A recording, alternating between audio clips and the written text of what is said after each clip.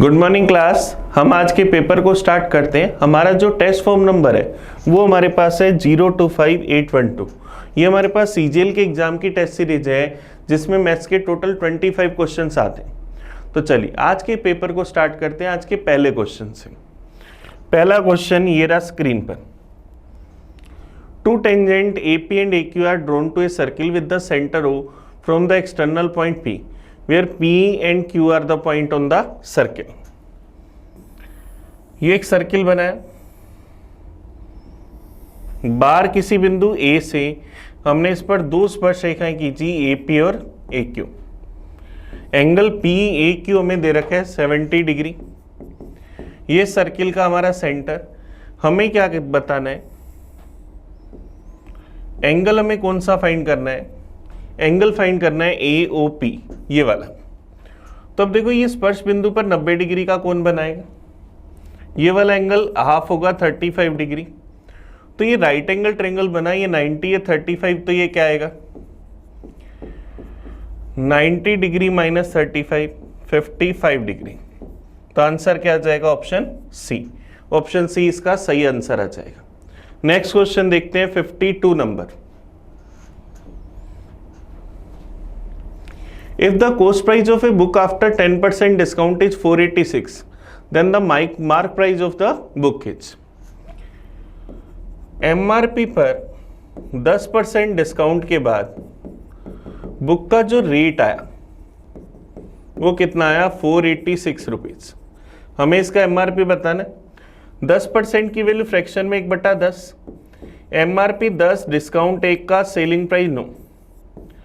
9 की वैल्यू अगर 486 तो 1 की वैल्यू 54, तो 10 की वैल्यू 540 रुपए। तो इस बुक का MRP कितना आ जाएगा 540 रुपए। ऑप्शन डी हमारा आंसर आ जाएगा। नेक्स्ट क्वेश्चन देखते हैं 53 नंबर। The cost price of 12 pen is equal to the selling price of 8 pen, then the profit percentage. 12 पेनों का क्रय मूल्य 8 पेनों के विक्रय मूल्य के बराबर। तो पेनों के कॉस्ट प्राइस, आर्टिकल के कॉस्ट प्राइस और सेलिंग प्राइस का रेशियो 8:12 या 2:3। दो वाली चीज को 3 में बेचा, कितना प्रॉफिट 1 का, कितने पर 2 पर। परसेंटेज में चाहिए, इंटू करा 100% से, तो क्या आ जाएगा 50% प्रॉफिट। ये हमारा आंसर आ जाएगा ऑप्शन डी। चलिए नेक्स्ट क्वेश्चन की ओर बढ़ते हैं 54 की ओर।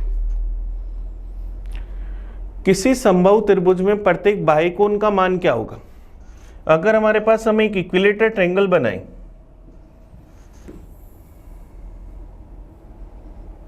अगर हम यहां पर एक इक्विलेटरल ट्रायंगल बनाएं तो इक्विलेटरल ट्रायंगल का प्रत्येक इंटीरियर एंगल कितने डिग्री का होता है 60 डिग्री का। तो एक्सटीरियर एंगल चाहिए तो किसी एक साइड को बढ़ा दे, तो ये कितने डिग्री का आ जाएगा 120 डिग्री का। ये हमारा ऑप्शन आ जाएगा सी। चलिए नेक्स्ट देखते हैं 55 नंबर। x और y का रेशियो 3:2, x + y 90 है, तो हमें इसका मान बताना है कि क्या होगा। चलिए कोशिश करते हैं। x और y का रेशियो 3:2, x + y 90 है, तो हमें वैल्यू किसकी बतानी है 7x - y अपॉन में x + y। अगर मैं इसको 3 और इसको 2a ले लूं तो क्या 7 × 3a - 2a अपॉन में क्या 3a + 2a, तो क्या 7 × a अपॉन में 5 है। a से ही कट गया तो 7:5। ये हमारा आंसर आ जाएगा। हमें x और y के टोटल का कहीं कोई यूज करने की जरूरत नहीं है क्योंकि हमें इसका रेशियो ही बताना। चलिए नेक्स्ट क्वेश्चन देखते हैं 56। Find the value of x for the given equation. हमें इस इक्वेशन में x का मान बताना है। 3x² + 5x - 2 = 0। ये क्वाड्रेटिक इक्वेशन है। सबसे पहला इजी तरीका इसको करने का, हमें इस 5 के ऐसे 2 टुकड़े चाहिए जिसका टोटल तो 5 हो और मल्टीप्लाई माइनस का 6 हो, इन दोनों के मल्टीप्लाई के बराबर हो। तो 2 टुकड़े क्या प्लस का 6 और माइनस का 1, दोनों का टोटल +5, दोनों का मल्टीप्लाई -6। तो x की वैल्यू चाहिए तो दोनों के साइन चेंज कर दो और x स्क्वायर के साथ जो वैल्यू उसका भाग दे दो। तो x की वैल्यू -2 और प्लस का 1/3। तो ऑप्शन क्या आ जाएगा? बी, ये आंसर आ जाएगा। या अगर ऐसे नहीं करना चाहो तो ये क्वाड्रेटिक इक्वेशन है। क्वाड्रेटिक इक्वेशंस को सोल्व करने के लिए श्रीधराचार्य जी ने एक फॉर्मूला दिया हुआ कि अगर मेरे को इक्वेशन में x का मान निकालना है तो वो क्या होता है, -b प्लस माइनस रूट में b स्क्वायर -4ac अपॉन में 2a। तो इसकी मदद से निकाल सकते हो। -5 प्लस माइनस रूट में 5 का स्क्वायर 25 -4a इंटू सी अपॉन में 2a। तो माइनस का 5 प्लस माइनस 3 दूनी 6, 6 चौक 24 49 अपॉन में 6। तो -5 प्लस माइनस 7 अपॉन में 6। तो माइनस की वैल्यू लो तो -5 -7/6 -12/6 माइनस का 2 और प्लस वाली वैल्यू लो तो 2/6 मतलब 1/3। तो ऑप्शन क्या आ जाएगा? बी, ये हमारा आंसर आ जाएगा। नेक्स्ट क्वेश्चन देखते हैं 57 number. The length and breadth of a cuboid are increased by 10% and 20% respectively, and the height is decreased by 20%. Then percentage increase in the volume of cuboid. देखो घनाभ का volume क्या होता है? L into B into H. इसकी लंबाई को हमने क्या करा? 10% बढ़ाया, चौड़ाई को 20% बढ़ाया और ऊंचाई को 20% कम कर दिया। तो हमें क्या करना है? वॉल्यूम पर इफेक्ट बताना है। तो लंबाई 10% बढ़ी, 1/10 बढ़ी, चौड़ाई 20% बढ़ी, 1/5 बढ़ी, हाइट 20% कम हुई, 1/5 कम हुई। तो लंबाई 10 से 11, चौड़ाई 5 से 6, ऊंचाई 5 से 4। तो यहां से अगर अपन वॉल्यूम निकाले L into B into H, तो वॉल्यूम पहले कितना था? 250। अब 6 चौक 24 इंटू 11 264। 250 से 264 हुआ, कितना बढ़ा? 14। किससे? 250 से। परसेंटेज में चाहिए, इंटू करा 100% से। 50 से गया 5 बार, ये गया 2 बार, तो 28/5% बढ़ गए। तो 5 से ही 3/5%। तो आंसर क्या आ जाएगा? Option A. ऑप्शन ए हमारे पास इसका सही आंसर आ जाएगा। नेक्स्ट क्वेश्चन देखते हैं 58 नंबर। If sec theta and sin theta are the roots of the equation, then the value of k। हमारे पास इक्वेशन है √6x² माइनस में kx प्लस √6 बराबर 0। इस इक्वेशंस के रूट है sec थीटा और sin थीटा। तो सबसे पहली बात sec theta plus sin theta minus b upon a, ये हमारे पास आएगा, मतलब k/√6। दूसरी टर्म क्या बनेगी? sec theta into sine theta c upon a, √6 upon √6 मतलब 1। sec theta 1 upon cos theta into sine theta, ये दोनों जगह ही sec लिख दिया, इंटू साइन थीटा बराबर 1 मतलब tan थीटा 1। tan थीटा 1 मतलब थीटा कितना? 45 डिग्री। तो ये थीटा 45 डिग्री ऊपर रखूं तो क्या लिखूं? sec 45 degree plus sign 45 degree बराबर k अपॉन √6। तो यहां से अगर अपन वैल्यू निकालें √2 प्लस 1 अपॉन √2 बराबर k अपॉन √6। इसको सोल्व करा, एलसीएम ले लिया, √2 इंटू √2 क्या लिख दे? 2 प्लस 1 अपॉन √2 बराबर k अपॉन √6। √2 से √6 गया, 2 बार √3 बचा k का मान 3 इंटू √3, तो k की वैल्यू क्या आ जाएगी 3√3। ऑप्शन ए हमारा आंसर आ जाएगा। चलिए नेक्स्ट क्वेश्चन देखते हैं 59 नंबर। Which are the two nearest number to 19596 divisible by 9। 9 से विभाज्य इसके निकटतम दो संख्याएं बतानी कि कौन सी है। अब 9 से डिविजिबल होनी चाहिए। चलिए ऑप्शन चेक करते हैं। 9, 9, 5 और 1 6, ये डिविजिबल नहीं है। 9, 5, 4, 9, 6 और 1 7, ये नहीं है। 9, 6, 3, 9, ये डिविजिबल है। 9, 5, 10, 7, 17, 18, ये डिविजिबल है, ये हो सकता है। 9, 9, 5, 3, 8, 1, 9, ये भी डिविजिबल है। 9, 9, 9, ये भी डिविजिबल है। ऑप्शन सी और डी में से आंसर होंगे। अब हमें इसके नियरेस्ट चाहिए। 596, 19,596 के आसपास, 19,593 और 602, तो ऑप्शन डी हमारा आंसर आ जाएगा। ज्यादा नियरेस्ट वैल्यू क्या है, ऑप्शन डी, इसलिए हमने डी को सिलेक्ट करा। नेक्स्ट क्वेश्चन पर आते हैं 60 नंबर पर। A boat cover a distance of 15 kilometre upstream in 5 hour, a distance of 42 kilometre downstream in 6 hours, the speed of steam in kilometre per hour is.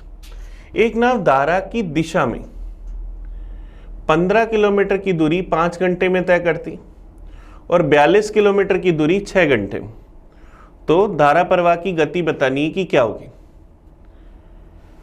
अब देखो, ए boat cover a distance of 15 kilometre upstream, यह आएगा धारा की विपरीत दिशा में। 15 kilometre की दूरी 5 घंटे में तय करती, तो अपस्ट्रीम क्या होगी, 15 किलोमीटर 5 आवर में ट्रेवल करेगी, तो क्या जाएगा 3 किलोमीटर पर आवर। और फिर करेगा धारा की दिशा में 42 किलोमीटर की दूरी 6 घंटे में तय करती, तो डाउनस्ट्रीम क्या जाएगी 42/6, 7 किलोमीटर पर आवर। तो हमें क्या करना है, धारा की चाल बतानी है, तो y का मान क्या होगा, दोनों के डिफरेंस का आधा, तो क्या जाएगा 2 किलोमीटर पर आवर। ये हमारा आंसर आ जाए, ऑप्शन सी इसका आंसर आ गया। नेक्स्ट क्वेश्चन देखते हैं 61 नंबर। 5% वार्षिक दर से 4,000 रुपए पर चक्रवृद्धि ब्याज 630 रुपए 50 पैसे, तो समय अवधि की गणना करनी है कि क्या होगी। रेट है 5%, प्रिंसिपल है 4,000, सीआई है 630 रुपए 50 पैसे, हमें चाहिए टाइम। तो देखो अमाउंट का फॉर्मूला क्या होता है, अमाउंट बराबर P इंटू 1 + R/100 की पावर T। तो अमाउंट कितनी है 4630.5, प्रिंसिपल कितना 4,000, 1 + 5/100 की पावर T। T का मतलब T हमें नहीं पता, टाइम ही फाइंड करना है, तो पावर T रख दी। ये पॉइंट हटाया, बट्टा में 0, 5 से काट दे, ये क्या 8,000 पर, 5 से काटा 9, 13 बच जाएगा, चला जाएगा 2 बार, 3 चला जाएगा 30, 6 बार, फिर चला जाएगा 1 बार। अब देखो ये क्या है 9261/8000, 21 का क्यूब 92 61, 8020 का क्यूब बराबर, ये क्या बना 21/20 की पावर T, दोनों के बेस बराबर तो पावर बराबर, तो T बराबर 3। इसका मतलब कितने साल बाद ये हो जाएगा 4,630 रुपए 50 पैसे, 3 साल बाद। ये हमारा आंसर आ गया। चलिए नेक्स्ट क्वेश्चन की ओर बढ़ते हैं 62 की ओर। कोस एक्स बराबर 24/25, तो हमें वैल्यू बतानी है cot x plus cosec x की। कोस एक्स बराबर 24/25, कोस थीटा हमारे पास क्या होता है, कोस एक्स बराबर 24/25। कोस थीटा हमारे पास क्या होता है, बेस अपॉन हाइपोटेनियस। तो अगर हम एक राइट एंगल ट्रायंगल बनाए तो बेस 24, हाइपोटेनियस 25, तो परपेंडिकुलर कितना, 7। हमें वैल्यू किसकी चाहिए, cot x plus cosec x की। कोट एक्स क्या होगा, base upon perpendicular. Cosec X क्या होगा, हाइपोटेनियस अपॉन परपेंडिकुलर। तो क्या base plus hypotenuse upon perpendicular, तो 24 प्लस 25 बटा में 7। तो क्या बना 49/7। तो आंसर क्या आ जाएगा, 7। ऑप्शन ए हमारे पास आंसर आ जाएगा। ये ट्रिग्नोमेट्री का बड़ा इजी सा क्वेश्चन था। चलिए नेक्स्ट क्वेश्चन की ओर बढ़ते हैं, 63 की ओर।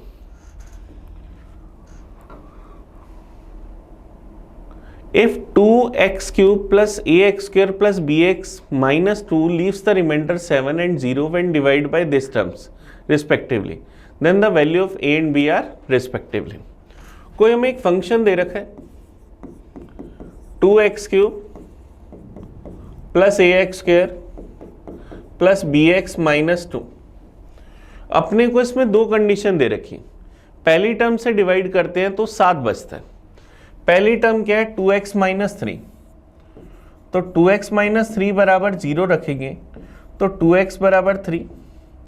तो x की वैल्यू क्या है, 3/2। तो फंक्शन में x की जगह हम क्या रखते हैं, 3/2। तो 3 का क्यूब 27, 2 का क्यूब 8, a 3 का स्क्वायर 9, 2 का स्क्वायर 4, b इंटू 3/2 माइनस में 2। तो फंक्शन की वैल्यू रिमाइंडर क्या आया, 7। तब हमारे पास बराबर में क्या गया, 7। तो 27/4 प्लस 9a/4 3b/2 बराबर 2 उधर ले गई तो 9। पूरी इक्वेशन को अगर 4 से गुना कर दें तो 27 प्लस 9a प्लस 6b बराबर 9 चौक 36। तो 9a प्लस 6b बराबर 36 माइनस 27 9। 3 से काट दूं तो 3a प्लस 2b बराबर 3। एक इक्वेशन ये बन गई। सेकंड कह रहा है x प्लस 2, तो x प्लस 2 बराबर 0, तो x की वैल्यू -2। तो फंक्शन में x की जगह -2 रख दे। -2 का क्यूब 8, माइनस का 8 2, माइनस का 16 प्लस 4a -2b -2 बराबर 0। तो 4a -2b बराबर 16 और 2 18 उधर जाते ही प्लस का, तो 2a माइनस b बराबर 9। दूसरी इक्वेशन ये बन गई। अब अगर मैं पहली इक्वेशन का डबल कर दूं और यहां से मैं a और b का मान निकालूं तो क्या लिख सकता हूं, 6a प्लस 4b बराबर 6। पहली इक्वेशन को नहीं, दूसरी को डबल कर लेते हैं। अब पहली इक्वेशन को डबल करने से हमें b की वैल्यू सेम बनानी, 3a प्लस 2b बराबर 3। दूसरी इक्वेशन को डबल करा तो 4a माइनस 2b बराबर 18। दोनों इक्वेशंस को ऐड करा तो 7a बराबर 21, तो a बराबर 21/7 3।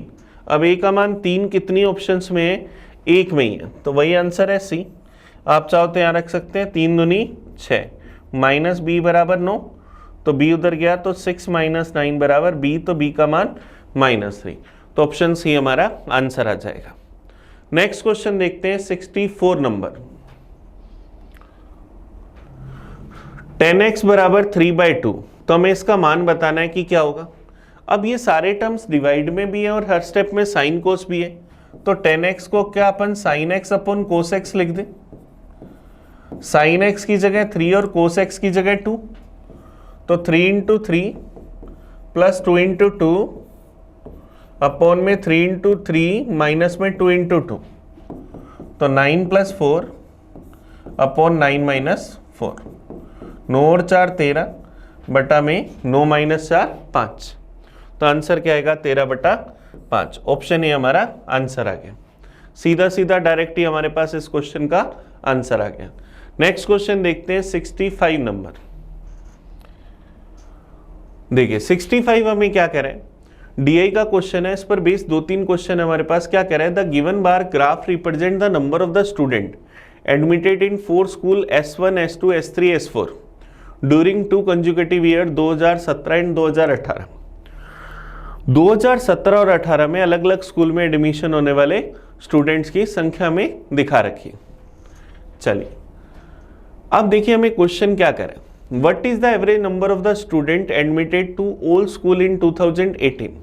2018 में सभी 4 स्कूलों में एडमिशन लेने वाले विद्यार्थियों की औसत संख्या क्या है।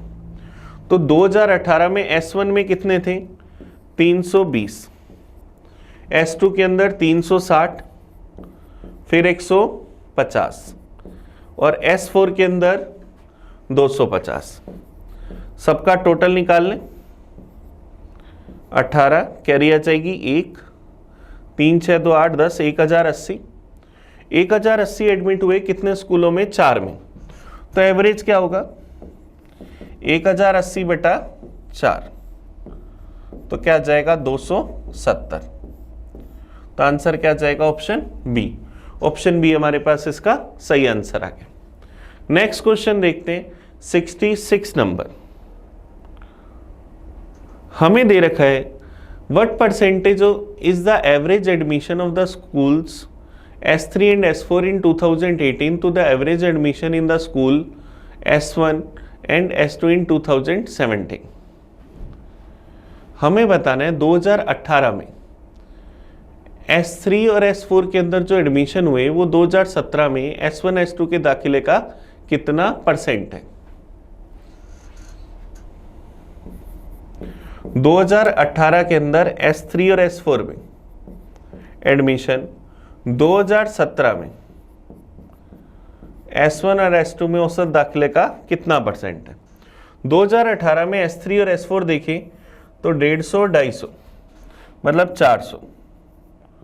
2017 में S1 S2 देखें 250 240 मतलब 490।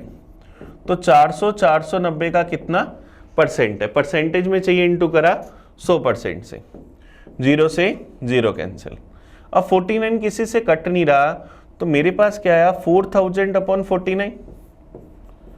तो 4000 में 49 का भाग दे दे, 49 का भाग चला जाएगा मेरे पास 8 बार। तो क्या जाएगा 400 मतलब 392, क्या बचेगा 880। फिर चला जाएगा एक बार, बच जाएगा 31। अब 81 के आसपास 2 ऑप्शन है, एक पॉइंट में नहीं है एक पॉइंट में है, तो आंसर क्या आएगा, ऑप्शन सी। क्योंकि हमारे पास 31 बच रहा है तो 81.63% हमारा आंसर आ जाएगा। अब एवरेज निकालो चाहे नहीं निकालो उससे कोई फर्क नहीं पड़ता, क्योंकि दोनों में 2-2 का भाग देंगे तो वहां से वो कट जाएगा। नेक्स्ट क्वेश्चन देखते हैं 67। The total number of the student admitted in the school S3 for both year is approximately what percentage of the total student admitted in the school S2 for both year। S3 के अंदर दोनों सालों में total मिलाकर student कितने हुए, 350। S2 के अंदर अगर अपन देखें तो मेरे पास क्या जाएगा 400 और 200 600। 350 स्टूडेंट जो है वो मेरे पास 600 का कितना परसेंट है, परसेंटेज में चाहिए इंटू करा 100% से, 2 0 से 2 0 कैंसिल। 350 में 6 का भाग दे दे, 5 6 30 बच जाएगा 5 50, फिर चला जाएगा 8 बार 48 बच जाएगा 2, 58 से ही 2/6 या 58 से 1/3 तो 58.33%। आंसर क्या जाएगा, ऑप्शन ए। चलिए नेक्स्ट क्वेश्चन की ओर बढ़ते हैं 68 की ओर। 6 साल पहले 6 years ago the average of the age of Ravi, Mohan and Govind was 32 years. If Shyam joins then now the average age of all 4 them is 36 years. The present age of Shyam। 6 years ago 6 साल पहले 6 साल पहले हमें कौन कौन दे रखा है? रवि, मोहन और गोविंद। इनकी एज का एवरेज क्या था? 32 ईयर। तो प्रेजेंट की अगर बात करें तो रवि, मोहन और गोविंद तीनों की एज का एवरेज क्या होगा? 38 साल। प्रत्येक व्यक्ति 6-6 साल बढ़ जाएगा, तो अब एवरेज कितना होगा? 38 ईयर।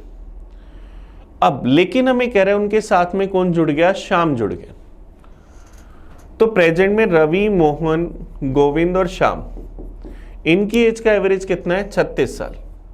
तो हमें क्या करना है? श्याम की वर्तमान एज बतानी कि क्या होगी। अगर श्याम 38 साल का आता तो सबका एवरेज 38 ही रहता, लेकिन सबका एवरेज 38 से 36 हो गया, तो क्या 2 साल कम हुआ? तो प्रत्येक व्यक्ति के 2-2 साल कम हो गई। इसका मतलब श्याम कितने साल कम का आया? 8 साल कम का। तो श्याम की एज कितनी आई? 30 साल। ये हमारा आंसर आ जाएगा ऑप्शन सी। अब अगर आप ऐसे नहीं कर सकते तो आप लोगों को तीनों का आज का एवरेज पता है, तो तीनों का टोटल निकाल लो। तो 8 × 24, 2 114 साल। चारों का एवरेज पता है, चारों का टोटल निकाल लो। 36, 72, 144 साल। 144 साल में से 114 साल घटा देंगे तो शाम की एज आ जाएगी 30 साल। तो आप ऐसे भी कर सकते हो। ऑप्शन सी हमारा आंसर आ जाएगा। नेक्स्ट क्वेश्चन देखते हैं 69। The value of this function, हमें इसका मान बताना है कि क्या होगा। तो सबसे पहले अंदर वाले ब्रैकेट को सोल्व करें। तो सबसे पहले अंदर वाले ब्रैकेट को सोल्व करें, तो डिवाइड को सोल्व करें। 10/2 5, 5 दिए 15, 42 + 15 माइनस में 40, तो 40 गया, तो 2 और 15 क्या बना? 17। 35 + 17, इस वाले ब्रैकेट में क्या बना? 35 + 17, तो ये क्या बना? 52। तो अब मैं क्या लिखूंगा? 4 + 3 गुना के अंदर 52 + 7। इस तरह से मेरे पास वैल्यू आ जाएगी, क्योंकि मेरे पास उसकी वैल्यू 52 आ गई। तो 52 थी मेरे पास, क्या आ जाएगा? 156 + 7, तो 4 प्लस क्या आ जाएगा? 163, 163 + 4 167। तो ऑप्शन बी हमारे पास आंसर आ जाएगा। ये सिंप्लीफिकेशन का बड़ा इजी सा क्वेश्चन था जो हम लोगों ने करा। नेक्स्ट क्वेश्चन पर आते हैं 70 नंबर पर। Tap A can fill a tank in 20 hours. Tap B can fill the same tank in 30 hours. If both taps are open together, then how much time will be taken to fill the tank? A किसी टैंकी को 20 घंटे में भरता है, B इसी टैंकी को 30 घंटे में भरता है। तो हम लोगों को क्या बताना है कि दोनों नल अगर एक साथ खोल दिए जाए तो टैंकी कितने समय में भर जाएगी। तो सबसे पहला काम, टोटल वर्क निकाला, क्या आया? 60। ए की एफिशिएंसी 3, बी की एफिशिएंसी 2, दोनों की एफिशिएंसी 5, तो दोनों इसे कितने टाइम में भर देंगे? 60/5, 12 घंटे। तो ये हमारा आंसर आ जाएगा 12 घंटे। चलिए नेक्स्ट क्वेश्चन पर चलते हैं 71 पर। अभी हमने पेपर के 20 क्वेश्चंस का एनालाइज कर लिया, अगले क्वेश्चन का नंबर लगाते हैं 71 का। What is the time taken to empty a cuboid with a speed of 45 liter per minute, where length of the cuboid is 10 meter, width 9 meter and depth is 3 meter? हमारे पास एक cuboid है जिसकी लंबाई है 10 metre, चौड़ाई है 9 metre और गहराई हाइट है 3 मीटर। इसमें से हम पानी प्रवाह कर रहे हैं, उसका वॉल्यूम है 45 लीटर पर मिनट। तो हमें बताना है कि कितने समय में ये पात्र खाली हो जाएगा। चलिए कोशिश करते, हमें बताना है कि कितने समय में खाली हो जाएगा। तो इसमें पानी का जो भी वॉल्यूम होगा टी टाइम में इसने निकले पानी के वॉल्यूम के बराबर होगा। सारे ऑप्शन किसमें? आवर्स में। तो हमें इसे आवर्स में लेकर चलना है। तो क्यूबॉइड का वॉल्यूम लंबाई गुना चौड़ाई गुना ऊंचाई, ये किस में आया? मीटर क्यूब में। इसको लीटर में बदलूं तो किससे गुना कर दूं? 1000 से। इसका मतलब इतने लीटर पानी खाली करना है। अब जो पाइप है उसमें से पानी निकल रहा है 45 लीटर पर मिनट, तो 1 घंटे में इसका 60 गुना, पूरा पानी निकलने में अगर टाइम लगा t घंटे, तो ये पूरा जो इसमें से पानी निकला वो इसमें भरे हुए पानी के वॉल्यूम के बराबर। तो यहां से क्या अपन t का मान निकालें, 9 से क्या एक बार, ये क्या 5 बार।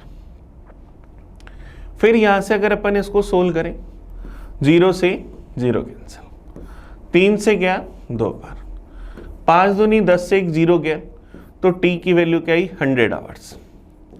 तो इसमें जितना भी पानी था उसको खाली होने में कितना समय लग जाएगा, 100 घंटे। हमें बस ध्यान क्या रखना होता है, बर्तन में भरे पानी का वॉल्यूम इसमें से निकले पानी के वॉल्यूम के बराबर होगा। चलिए नेक्स्ट क्वेश्चन की ओर बढ़ते। Question number 72। The area of the two similar triangles are 324 centimeter square and 225 centimeter square. If the altitude of the smaller triangle is 10 centimeter, then the altitude of bigger triangle in centimeter is. दोनों triangle अगर similar है तो इनके area का ratio, इनकी भुजाओं के वर्गों के अनुपात के बराबर, शेष लंबों के वर्गों के अनुपात के बराबर। तो बड़े वाले का शेष लंब नहीं पता, मान लिया h के, दूसरे वाले का मेरे पास क्या जाएगा 10 दे रखा है, तो 10 का स्क्वायर। अब दोनों साइड अगर हम रूट कर दें, रूट कर दें तो क्या 18/15 बराबर क्या h बटा 10, क्रॉस मल्टीप्लाई करा तो h का मान 18 गुना 10 बटा में 15, 3 से गया 5 बार, 3 से गया 6 बार, 5 से गया 2 बार, 6 दूनी 12। तो बड़े वाला जो मेरे पास ट्रायंगल है उसकी हाइट कितनी आ जाएगी, 12 सेंटीमीटर। ये हमारा आंसर आ जाएगा। जब दो ट्रायंगल सिमिलर होते हैं तो इनके एरिया का रेशो इनकी क्रोस्पोंडिंग हाइट्स के रेशो के बराबर, हाइट के वर्गों के स्क्वायर के रेशो के बराबर, साइड्स के स्क्वायर के रेशो के बराबर होता है। नेक्स्ट देखते हैं 73।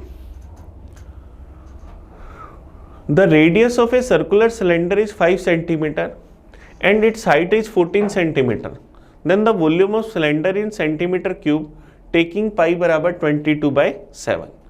एक हमारे पास सिलेंडर है, बेलन है, जिसकी रेडियस क्या है 5 सेंटीमीटर, हाइट कितनी है 14 सेंटीमीटर। हमें इसका वॉल्यूम बताना है। सिलेंडर का वॉल्यूम होता है पाई आर स्क्वायर एच, पाई की वैल्यू 22/7, आर स्क्वायर 5 × 5, h की वैल्यू 14, 7 से गया 2 बार, तो 22 × 5 110, 5 दूनी 10, 110 × 10 1100। तो इसका वॉल्यूम हमारे पास कितना आ जाएगा 1100 सेंटीमीटर क्यूब। ये हमारा आंसर आ जाएगा। नेक्स्ट देखते हैं 74 नंबर। Two tangent AP and AQ are drawn on a circle with the center O and exterior point A, where P and Q are the point on the circle. If AP is equal to 12, PAQ is equal to 60, then the length of chord PQ is। चलिए इसका diagram बना लेते हैं अपन सबसे पहले।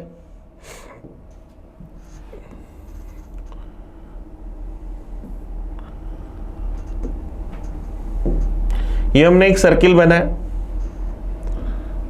अब बार हम क्या करते हैं, किसी बिंदु से स्पर्श रेखाएं खींच लेते हैं।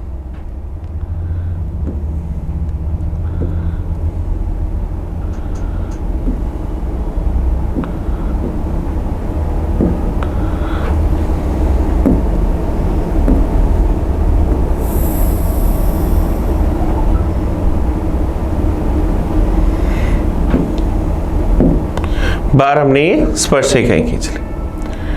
अब हमारे पास हमने कहा कि हमारे पास सर्किल का सेंटर है, ये हमारे पास सर्किल का सेंटर है। चलिए अब देख लेते हैं।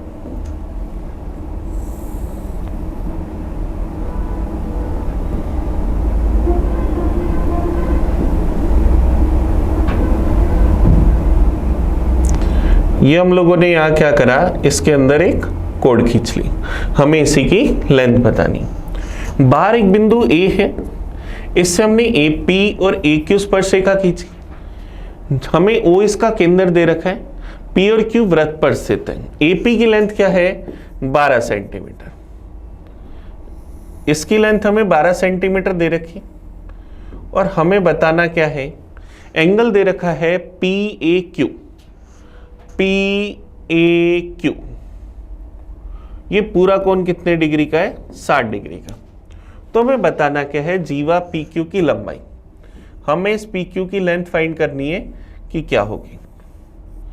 चलिए इस पॉइंट को अगर अपन एम माने, ये 90 डिग्री, ये पूरा 60 डिग्री, तो ये 30 डिग्री। अब ये 90 डिग्री होता है, ये 30 डिग्री, ये 90 डिग्री, तो ये 60 डिग्री, ऐसा हम कह सकते हैं। तो अब देखो हम यहां पर सबसे पहले ओपी की लेंथ अगर निकालें, ओपी की लेंथ अगर निकालें तो मुझे पता है कि साइन 30 डिग्री क्या होता है। साइन 30 डिग्री का मान अगर मैं निकालूं तो साइन 30 से बात नहीं बनेगी, क्योंकि मेरे पास ये 90 डिग्री वाला कोण दे रखा है, मुझे ये वाली भुजा पता है, ये वाली भुजा निकालनी। तो यहां से सबसे पहले tan 30 डिग्री का मान निकालें, तो tan 30 डिग्री का मान क्या होगा, PO upon AP। tan 30 degree 1/√3, PO में नहीं पता, AP हमारे पास 12, तो यहां से PO का मान 12/√3 या 4√3। इसका मतलब सबसे पहले सर्किल की रेडियस मिल गई 4√3। अब इसी का अगर अपन ये वाला डायग्राम ध्यान से देखें, ये वाला डायग्राम अगर अपन यहां पर ध्यान से देखें,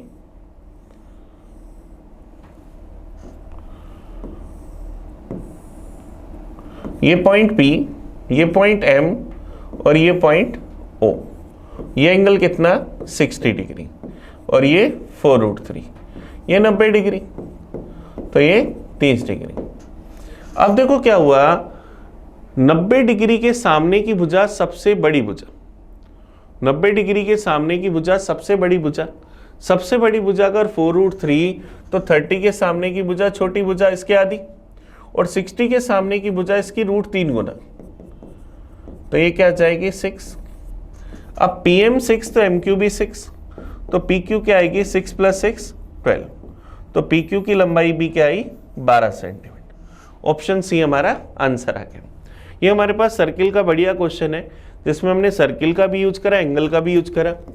30 डिग्री, 60 डिग्री और 90 डिग्री, इनके सामने की साइड्स का रेशो 1:√3:2 होता है। तो उसका यूज करके हमने यहां से PQ की लेंथ निकाल ली, और PM ने जो M बिंदु है उसने PQ को 2 बराबर भागों में बांटा। चलिए नेक्स्ट क्वेश्चन देखते हैं, 75 नंबर। 75 देखो, हमें इस एक्सप्रेशन का मान बताना है कि क्या होगा, a + 2b का स्क्वायर माइनस में a - 2b का स्क्वायर, या तो आप डायरेक्ट फॉर्मूले से लिख लो, या मैं इसका होल स्क्वायर अगर खोलूं तो a square plus 4b square plus 2a × 2b minus में a square 4b square minus into minus plus 2a × 2b, तो ये दोनों टर्म्स तो कट जाएंगे। क्या आएगा 4ab + 4ab 8ab, तो हमारा आंसर क्या आ जाएगा 8ab, हमारा आंसर आ जाएगा। आप चाहते तो इसमें सीधा फॉर्मूला लगा सकते थे 4a × 2b, तब भी आपको क्या मिलता 8ab। चलिए हम लोगों ने आज के पेपर के पूरे 25 क्वेश्चंस का एनालाइज करा। आप इस वीडियो को बड़े अच्छे से देखना, आपको कहीं भी कोई डाउट हो, कोई कन्फ्यूजन हो तो मुझे कमेंट करके बताना, ताकि हम उसका सॉल्यूशन दोबारा से देख सकें। चलिए हम मिलते हैं नए पेपर में नए सॉल्यूशन के साथ, तब तक थैंक यू। मैं आपका अपना प्रिंस, तो आप लोग पढ़ते रहें। Thank you.